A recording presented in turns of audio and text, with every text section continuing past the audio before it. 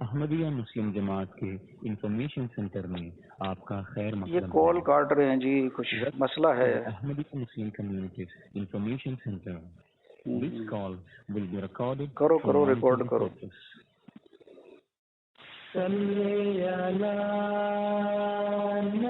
حالات ہیں یار.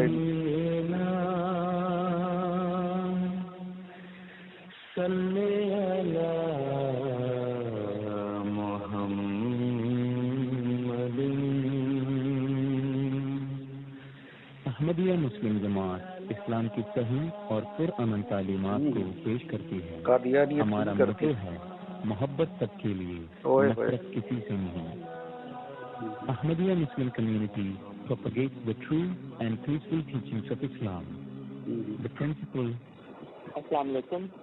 السلام جی. بھائی کٹ رہا ہے کال، بار بار کٹ رہی ہے آپ کی، مزہ نہیں آ رہا. وہ پہلے جو فون کٹا تھا نا، وہ میری غلطی ہو گئی تھی. وہ میرے دوست ایک آئے تھے اور کسی سے ان کا وائر نکل گیا تھا ٹیلی فون کا. اچھا، یہ آپ کے پاس موبائل فون ہے لینڈ لائن ہے؟ یہ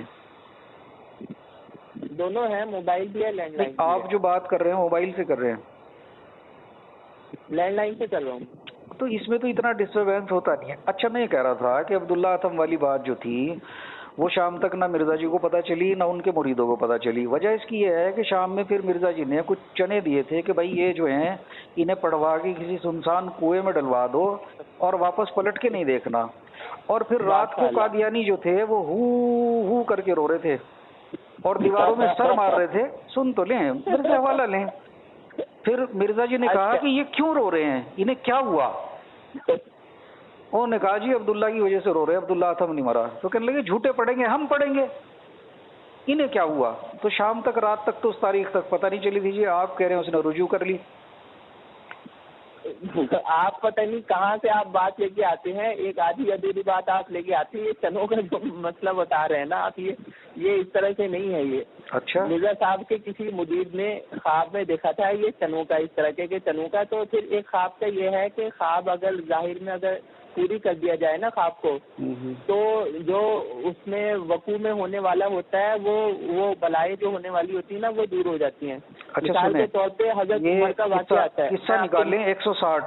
میں مثال دیتا ہوں. نہیں مثال رہنے دیں، ابھی جو میں پڑھ رہا ہوں وہ سنیں. بیان کیا مجھ سے عبداللہ سنوری صاحب نے کہ اتم کی میعاد میں صرف ایک دن باقی رہ گیا تو حضرت یہ جو مرزا صاحب جو ہیں مجھے اور میاں حامد علی مرحوم نے فرمایا کہ اتنے چنے، پھر یہ لکھتے ہیں کہ مجھے تعداد یاد نہیں، لے لو اور ان پر فلاں فلاں صورت کا وظیفہ اتنی تعداد میں پڑھو. وہ بھی یاد نہیں ہے، وظیفہ بھی یاد نہیں. اچھا جی، آگے لکھا ہے میاں عبداللہ صاحب بیان کرتے ہیں کہ مجھے وہ صورت یاد نہیں رہی، مگر اتنا یاد ہے کہ کوئی چھوٹی سی صورت تھی، الم تری کیف فعل ربک باصحاب الفیل، یہ والی. مطلب یہ گمان سے بتا رہے ہیں. تو یہ تو واقعہ لکھا ہوا ہے. مرزا جی نے کہا کہ بھائی جاؤ اس میں ویران کنویں میں پڑھوا دو.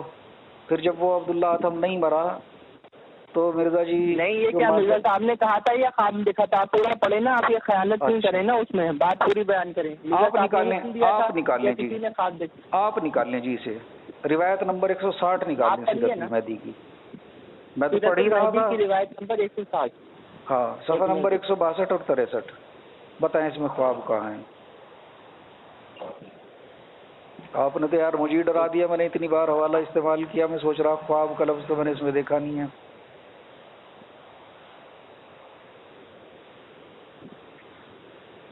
سیرت المہدی صفحہ نمبر 108 ہوتا ہے نا آپ نے؟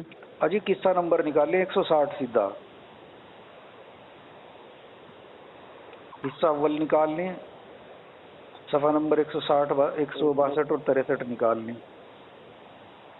62 کا لاسٹ کا آدھا صفحہ نکال لیں. بتائیں جی اس میں خواب کا کہاں ذکر ہے؟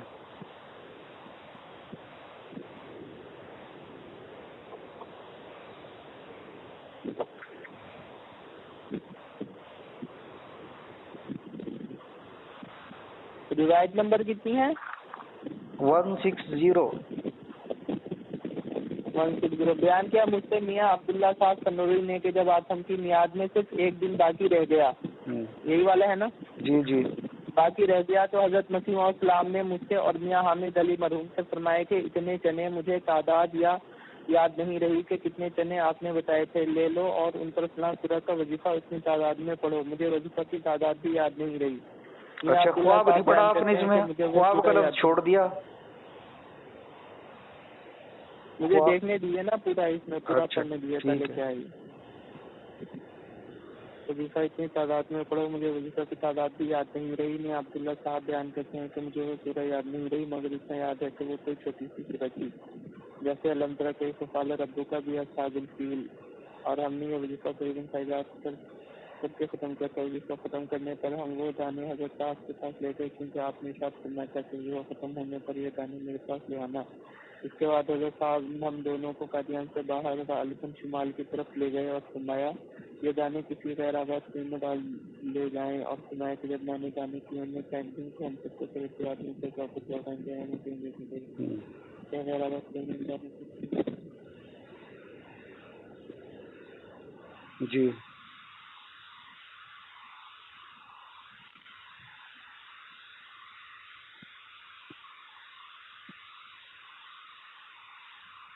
ارے میرے بھائی آپ پورا دیکھ لینا، نیچے اس کے لکھا ہے بریکٹ میں، اس روایت میں جس طرح دانوں کے اوپر وظیفہ پڑھنے اور پھر ان دانوں کو کنویں میں ڈالنے کا ذکر ہے، اس کی تشریح حصہ دوم کی روایت نمبر 312 میں کی جا چکی ہے، جہاں پیر سراج الحق صاحب مرحوم کی روایت سے یہ بیان کیا گیا ہے کہ یہ کام ایک شخص کی خواب کو ظاہر میں پورا کرنے کے لیے کروایا گیا تھا۔ کروایا تو گیا تھا نا جی، کروایا تو گیا تھا نا، ورنہ ویسے اس قسم کا فعل، ہاں میں نے آپ کو شروع میں کہا تھا کہ دیکھیے تعبیر الرؤیا جو ہوتی ہے نا، جو تعبیر الرؤیا کا ایک اصول ہے کہ اگر کوئی منظر خواب کوئی دیکھے نا، انسان کوئی ویسی خواب دیکھے کہ جو غلط قسم کی ہو، تو اس کو اگر ظاہر میں پورا کرا دیا جائے تو وہ اس سے جو بلائیں جو ہوتی ہیں نا خواب میں، جن بلاؤں کا ذکر ہوتا ہے، تو ان کو اللہ تعالیٰ ٹال دیتا ہے۔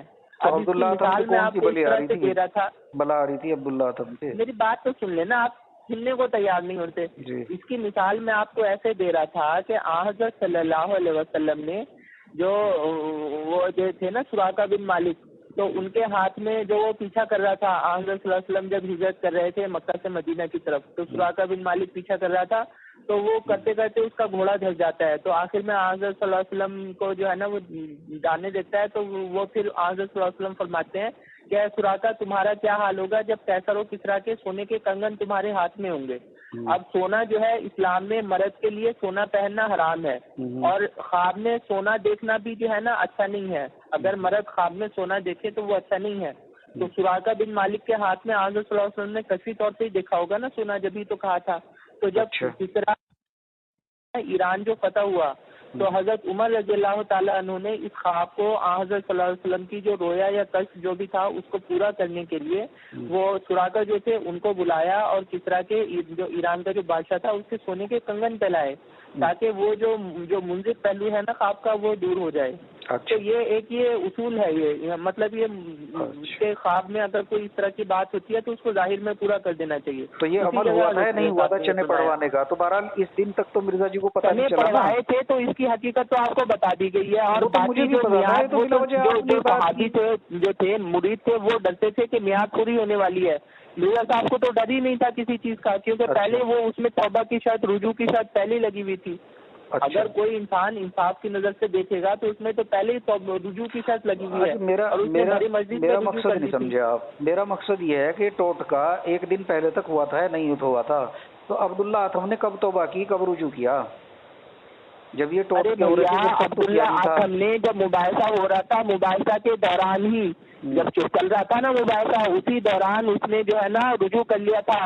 اس نے کہا تھا کہ میں نے حضرت صلی اللہ علیہ وسلم کو دجال نہیں کہا، حالانکہ اس نے اپنی کتاب میں لکھا تھا، لیکن اپنی بات سے مکر گیا، وہ مکرنے کو اپنی بات سے مکرنے کو ہی رجوع کہتے ہیں۔ اس نے کان بھی پکڑے تھے، زبان باہر نکالی تھی، میں تو آپ سے بحث ہی نہیں کر رہا، میں بحث اس بات پہ کر رہا ہوں کہ مرزا جی کو یہ بات کب پتہ چلی کہ اس نے توبہ کر لی، پھر یہ چنے پڑھوانے کا یہ صاحب کو تو اسی وقت پتہ چل گئی تھی جب بحث ہو رہی تھی، بحث کے دوران ہی پتہ چل گئی تھی کہ وہ کان پکڑ رہا ہے۔ اب آپ دیکھیے ہم اور آپ بات کر رہے ہیں اور 5-6 لوگ ہمارے ساتھ ہیں، اب اس میں تو کوئی آپ یہ کان پکڑنے لگے، آپ اپنی بات سے پھر جائیں، مثال کے طور پہ زبان آپ اپنی باہر نکال لیں، تو آپ کا رجوع ثابت ہوگا کہ نہیں ہوگا؟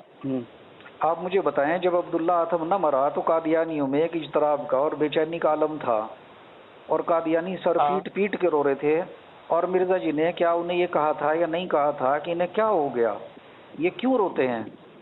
لوگوں نے بتایا جی عبداللہ آتم کی وجہ سے، انہوں نے کہا کوئی بات نہیں، جھوٹے پڑیں گے تو ہم پڑیں گے، انہیں کیا ہوا؟ تو جھوٹے کہاں پڑے، وہ کہاں پڑے جھوٹے؟ رجوع کی شرط تو پہلے لگی ہوئی تھی، اس نے پہلے مجلس میں رجوع کر لیا تھا، اور اس کے بعد بھی جو ہے نا، اس کے بعد بھی اس نے ڈرتے ڈرتے اس نے زندگی گزاری ہے اپنی، پھر بعد میں جب منہ کھولا تو پھر مارا گیا وہ۔